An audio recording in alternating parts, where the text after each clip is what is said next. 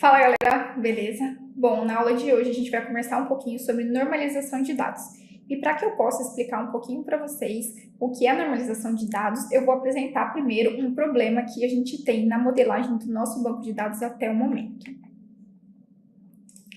Imagine que o nosso sistema já está lá em produção e vem a necessidade de nós desenvolvermos uma nova feature para ele, no qual a gente tem que sugerir destinos para os nossos usuários com base nas cidades deles. A gente pode verificar que no momento da criação da nossa tabela de usuário, a gente deixou o endereço do cliente de uma forma com que ele digite livremente os valores do seu endereço. Então, nos nossos exemplos, nós temos, por exemplo, o João, ele colocou que ele está na rua 2, no número 123, na cidade X e no estado Y. É claro que para o nosso exemplo eu mantive sempre o mesmo padrão, mas a gente não consegue garantir que o nosso usuário ele vai entrar com o endereço dessa mesma forma, o que tornaria totalmente inviável a gente extrair a cidade do nosso usuário.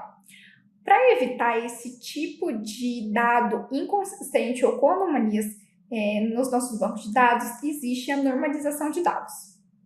A normalização de dados ela é um processo que a gente faz ainda na etapa de definição e modelagem do nosso banco, para que a gente possa organizar e estruturar o nosso banco relacional para eliminar redundâncias de dados, por exemplo, e também remover esse tipo de anomalia que a gente tem na coluna de endereço, garantindo sempre a consistência e a integridade dos nossos dados.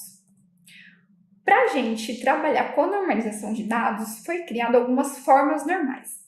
Originalmente, se tinham apenas 3 formas normais, que vão ser as que eu vou apresentar para vocês hoje, mas já existe mais de 6 tipos de formas normais. E aí eu vou deixar um linkzinho também para quem estiver interessado estudar um pouquinho mais sobre elas. Mas as mais comuns são essas que eu vou apresentar aqui agora para vocês.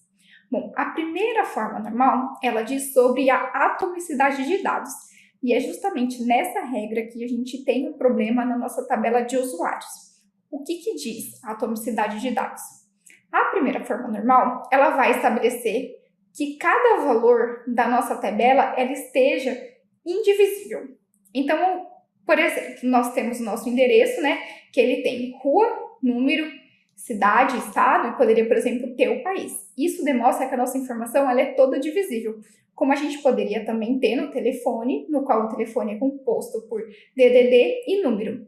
Esse tipo de informação junta, ela não é aceitável de acordo com a primeira forma normal.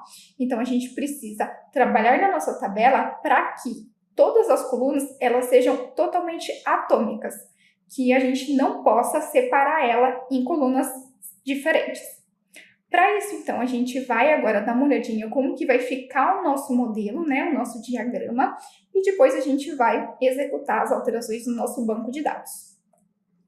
Olhando aqui para o nosso diagrama que a gente desenvolveu lá na nossa aula sobre MER, anteriormente, aqui nessa tabela, nós tínhamos a coluna endereço.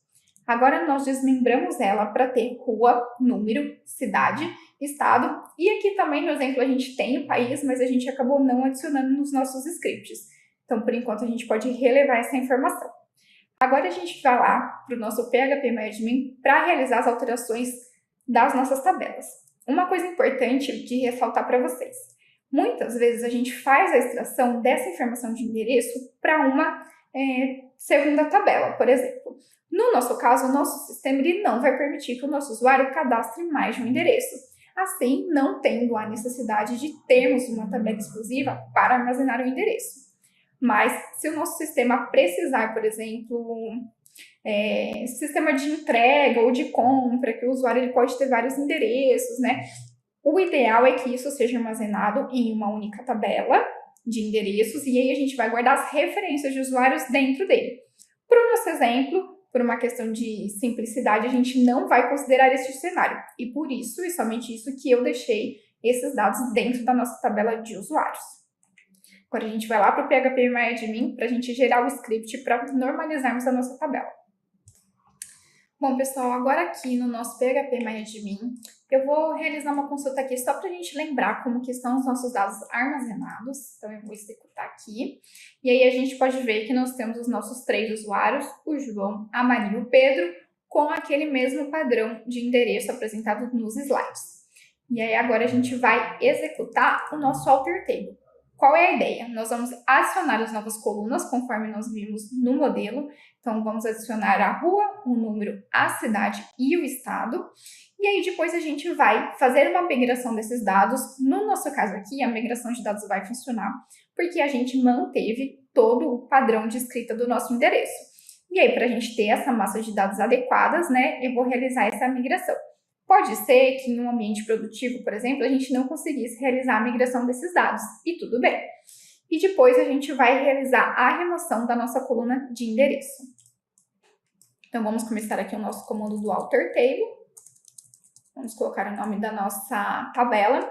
Lembrando que quando a gente vai fazer um alter table, nós podemos dar várias instruções para ele. Como nesse caso a gente vai criar 4 colunas, eu não preciso gerar 4 scripts de alter table separados. Nós podemos utilizar o mesmo script de alter table.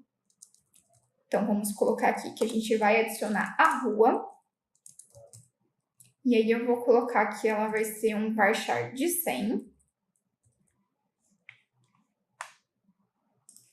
E aqui só um comentário, né? Diferentemente do comando de drop column, a gente não precisa, na hora de adicionar uma coluna, especificar a palavra column, tá? A gente pode adicionar apenas o add, que ele já vai entender que é para adicionar uma coluna. Então, eu vou adicionar aqui o número.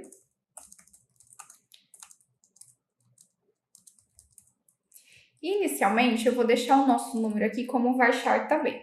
E vocês vão perceber, quando vocês começarem a desenvolver os sistemas com endereço, existem muitas cidades que os números são, por exemplo, 1A, 2B.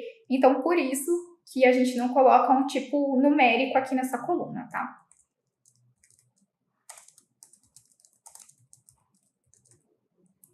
Aqui a nossa cidade eu vou colocar mais de 50. E para o nosso estado, eu vou colocar uma de 20, por exemplo. Bom, nosso script está finalizado. Vamos executar para ver se ele está certo.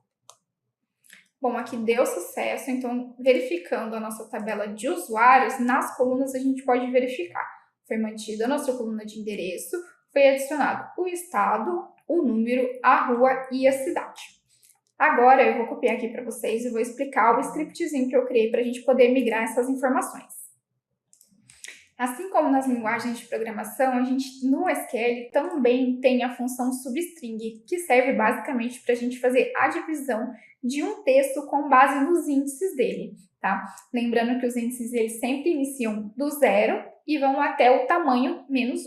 Então, nesse caso, eu coloquei aqui o update usuários, aonde eu quero setar um valor de rua, e aí eu coloquei o substring. Como eu mantive aquele padrão sempre separado por vírgula, o que ele vai fazer? Ele vai sempre pegar as separações de vírgula e pegar o índice naquele array. Então, aqui ele vai pegar a rua, o número e a cidade com base no substring index, tá? Vamos executar aqui o nosso comando, ver se está tudo certo. Aqui ele executou sem problemas.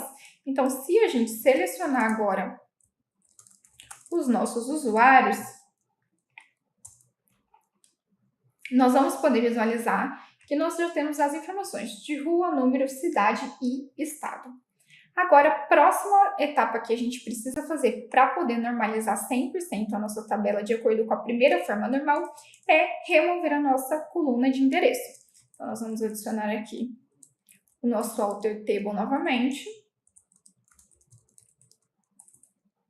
E aí, no caso do drop column, eu preciso especificar que é uma coluna.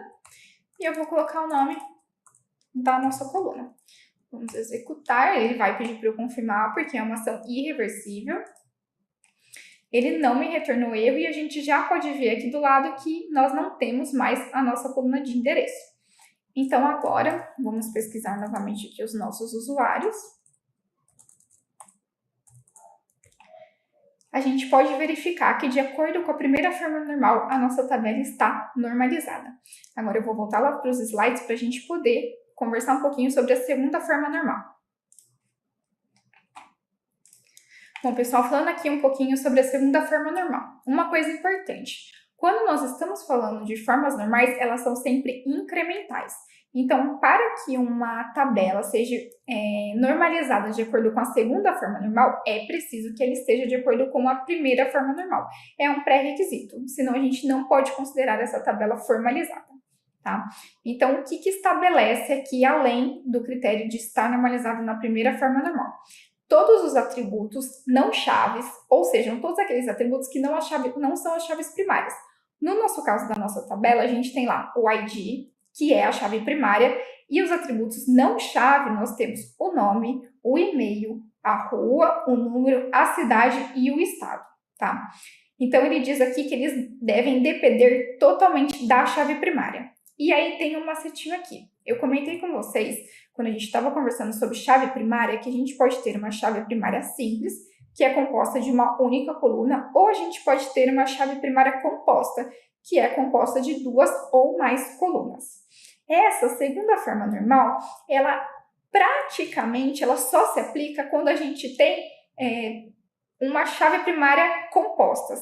No nosso caso da nossa tabela, a nossa chave primária é só o ID, ela é simples. Então, a gente pode dizer que não tem a mínima possibilidade dela não estar normalizada de acordo com a segunda forma normal. Mas vamos supor, por exemplo, que a nossa chave primária fosse estabelecida por um ID e um nome, e que algum dos nossos campos não pudesse ser identificado pelo nome ou pelo ID. Aí sim a gente teria um erro de normalização da nossa tabela. Mas como macete, então fica isso. Se a minha tabela tem uma chave primária simples, eu já posso considerá-la normalizada de acordo com a segunda forma normal. Então, para esse caso aqui, a gente não vai precisar realizar nenhum tipo de alteração na nossa tabela.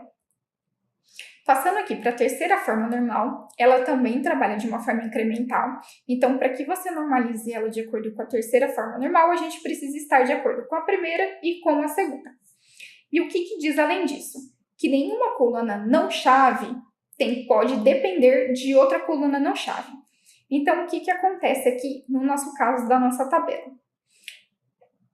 Todos os nossos atributos, eles só podem depender do ID e de nenhum outro campo.